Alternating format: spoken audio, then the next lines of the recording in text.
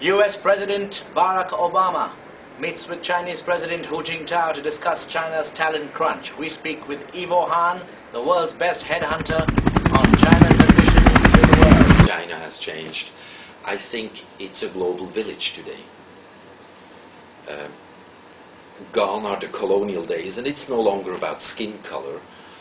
The reason why American companies, Australian companies, European companies, Asian companies come to us, it's not because of my skin color, it's because the service and the results that I can offer to them.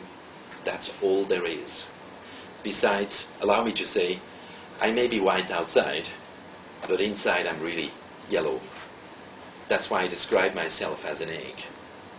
Stan Chase has 69 offices around the world today. So basically, we have an office in every country where our clients are.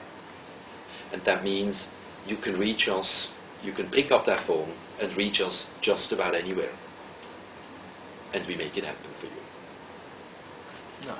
You know, there is so much you can understand about China from reading books and listening to the news, but the market reality is just there, it's in the market itself. Many of our clients are from overseas. Some of them have limited understanding of the market reality. So as we listen to them, we understand their needs, and we go and look in the market, we share our learnings with them. So it's about a close cooperation and exchanging information. You know, the first sector that comes to my mind is obviously the infrastructure sector. Unlike, for example, India, China has, during the past 10 years, invested huge amounts in actually improving their infrastructure. Now with the fund during the global economic crisis, they keep on investing in that sector.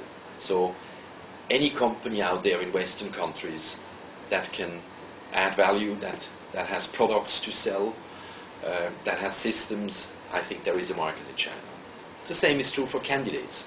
People with very specific skills in this sector are high in demand.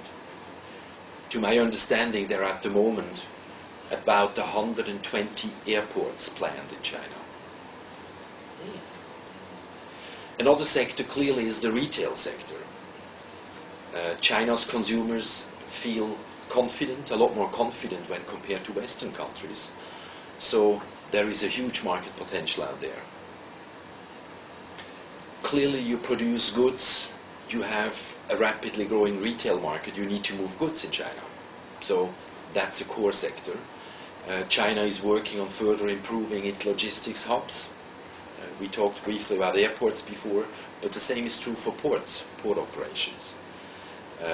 In order to finance trade, you need a banking system that is compatible with the world. China is working on that, and they're making actually fairly dramatic progress. Obviously, everyone has heard meanwhile about the progress that China is going through. A lot of people are attracted, but can these people really understand the opportunities for themselves in China? A lot of Western talent are looking at China and are contemplating whether there is an opportunity for them, but they find it difficult to really assess whether that is an opportunity for them. The other side is a lot of companies are coming to China. We had 10 years ago, we had the large multinationals that came. They're all there. But how about all the SMEs in Europe? They're looking at China and they're moving into China. So all this results in a talent crunch. I think what sets us apart very clearly is we've been there since 10 years. We have in the meantime 4 offices in China, in the key centers. We have a mixed team, multicultural, both East as well as West. And so we understand both sides of it, not only the point of view of Western companies entering the market, but also the point of view of local people who are engaged by Western companies. The scientific aspect is there is a research side in any given search mandate, and that is we need to understand the market. When we understand the market, we know where to look for the right talent. The second aspect is is talent just about skills? No, it's probably not. Successful people do not only have the skills, but they also know how to communicate with people. And in order to find that out, we integrate in our candidate assessment approach so-called psychometric assessments.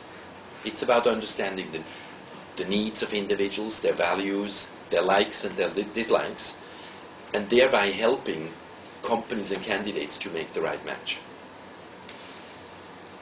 It all starts with expectations. Many companies that go to China have wrong expectations. They look at the market, and the sheer size of the market suggests that there is a huge potential for them. The reality is that often that's overestimated. So the market tends to be a lot more competitive than most companies think. So it's about realistic targets, objectives, and realistic assumptions. Again, I can't talk about other headhunters, but I can tell you what our strengths are. We've been there since 10 years. We understand the market. We listen to our clients. I think that's absolutely essential, because our mission is not what we want, it's about what our clients want. We need to listen so we understand, and we also realize where maybe clients have misconceptions, so we can assist them in going through that learning process and getting it right. At the end of the day, it's about finding the right people. The best business plan is not going to work out if you get the wrong people. Actually, organizations try to do a lot of activities in order to seemingly save cost. Very often, naturally, organizations look first inside, which I think is a very logical thing to do. Do they have talent inside? If they don't have, then they would look at other channels. They might have advertised, they might have gone through their own channels in identifying people. Very often they come to us when all these avenues have failed. Well, there are probably two points of view. From a client's perspective, at the end of the day, what they expect from us is results. They want to have the right person that can get the job done. My experience is, and as I mentioned before, we had a 10-year learning curve. We didn't always get it right at the beginning. We went through a learning curve, but one thing I conclude is there are no shortcuts in this business. Any headhunting company that thinks there is a quick business out there, an opportunity to make quick money, they're not there to stay. It's about a systematic, proven, scientific approach. You got to roll back your sleeves and you got to get your hands dirty. So it is about hard work. It's about being persistent, and if you didn't get it right, you have to go back to the drawing board and you start all over again. And that's a difficult question then, because the reality is we do have at times to turn away clients. And I don't like turning away clients. So I've been thinking about, could we maybe introduce them, refer them to someone else? But as you know, you can't just photocopy or clone someone's talent. You can't do that either in our industry. So unfortunately it does happen that we have to turn away clients. Yes, I think I have to agree. We are a victim of our success, if you want to put it that way. Because in executive search, you cannot just add a production line and increase your capacity. It is, in our industry, even more than anywhere else, it's just about people and talent. People with the right talent.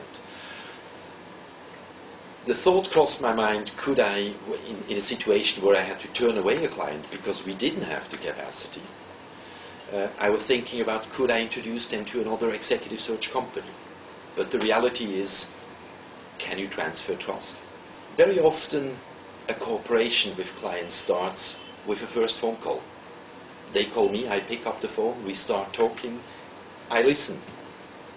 We exchange ideas, we meet together, and talking together in partnership and working in partnership actually makes them often realize that there is an opportunity that they haven't thought of. And you will only talk openly with people you can trust. So trust is an essential criteria of a cooperation. So I would recommend any Western organization that thinks of China to work together with a headhunter that they can trust. It all starts with a first phone call. Pick it up and call me.